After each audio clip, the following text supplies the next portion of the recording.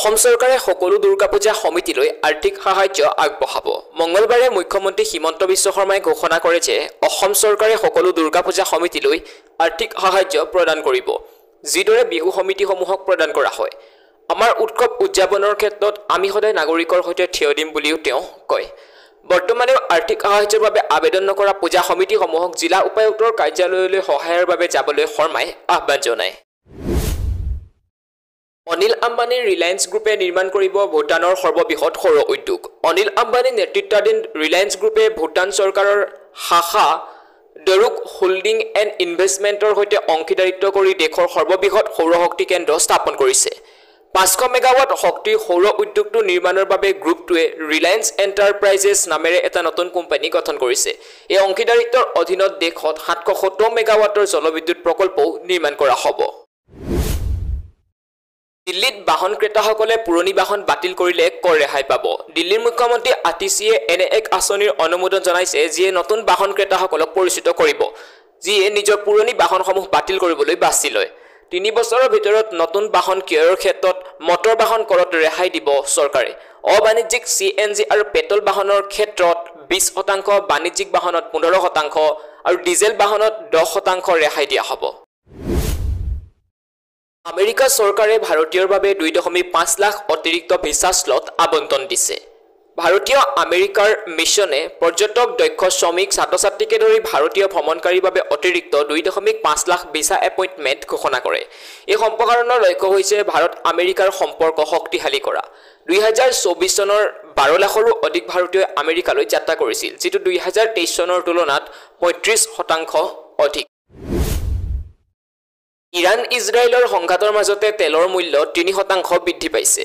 ইজৰাইলৰ ওপৰত ইৰাণৰ ক্ষেপণাস্ত্ৰ আক্ৰমণৰ ফলত বিশ্বৰ শক্তি যোগানত ব্যাঘাত জন্মিছে আৰু বুধবাৰে তেলৰ মূল্য 3%তকৈ অধিক বৃদ্ধি পাইছে।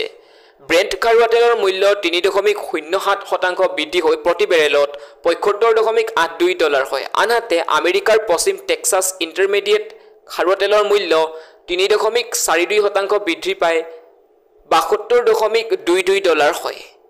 ইজৰাইলে এই আক্ৰমণৰ প্ৰতিৰোধৰ বাবে ইৰাণৰ তেল শোধনাগাৰ আৰু অন্যান্য কৌশলগত স্থানক লক্ষ্য কৰি ল'ব পাৰে বুলি জানিব পৰা গৈছে।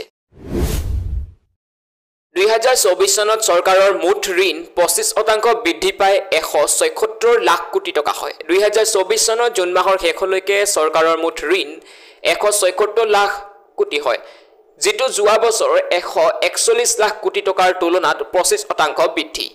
বহিৰাজ্যৰ ঋণ 9.78 লাখ কোটি টকালৈ বৃদ্ধি হোৱাৰ বিপৰীতে আভ্যন্তৰীণ ঋণৰ পৰিমাণ 149 লাখ কোটি হয়। এই বৃদ্ধিৰ পিছতো ঋণ GDP অনুপাত 54%লৈ হ্ৰাস পাইছে, যিটো বিত্তীয় বৰ্ষ 24ত 57.5% আছিল।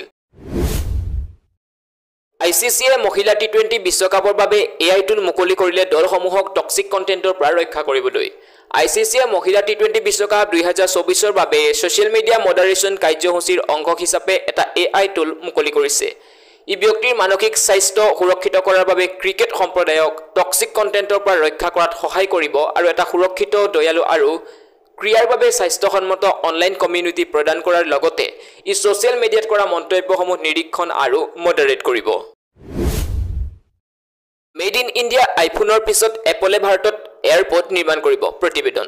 টাইমছ অফ ইণ্ডিয়াৰ বাতৰি অনুসৰি এপলে ভাৰতত এয়াৰপৰ্ট নিৰ্মাণ আৰম্ভ কৰাৰ পৰিকল্পনা চূড়ান্ত কৰিছে। যোৱা কিছু বছৰত ভাৰতত আইফোন উৎপাদন আৰম্ভ কৰাৰ পিছতে এই কথা প্ৰকাশ কৰিছে টেক জায়েণ্টটোৱে। প্ৰতিবেদনত লগতে কোৱা হৈছে যে এপলে আমেৰিকা যুক্তৰাষ্ট্ৰৰ চুক্তিবদ্ধ নিৰ্মাতা জাবিলৰ পুনেৰ সুবিধাত এয়াৰপৰ্ট কেচিং নিৰ্মাণ আৰম্ভ কৰিব আৰু তাৰ পাছত তেলেংগানাৰ ফক্সকনৰ নতুন প্লাণ্টত এয়াৰপৰ্ট উৎপাদন আৰম্ভ কৰিব। নাছাই প্লুটোৰ আটাইতকৈ ডাঙৰ চন্দ্ৰ চেৰণত CO2 আৰু হাইড্ৰজেন পেৰক্সাইড বিচাৰি পাইছে। নাছাৰ জেমছ ৱেব স্পেচ টেলিস্কোপে প্লুটোৰ সৰ্ববৃহৎ চন্দ্ৰ চেৰণত কাৰ্বন ডাই অক্সাইড আৰু হাইড্ৰজেন পেৰক্সাইড ধৰা পেলাইছে। আধানযুক্ত কণিকাবোৰে বৰফ ভাঙি হাইড্ৰজেন আৰু অক্সিজেন পৰমাণু মুক্ত কৰিলে হাইড্ৰজেন পেৰক্সাইড গঠন হয়। এই ৰাসায়নিক পদাৰ্থসমূহৰ উপস্থিতিয়ে ইংগিত দিয়ে যে চেৰণৰ বৰফৰ পৃষ্ঠভাগ অতিবেঙুনীয়া পোহৰ আৰু সৌৰ বতাহৰ দ্বাৰা পৰিৱৰ্তিত হয়।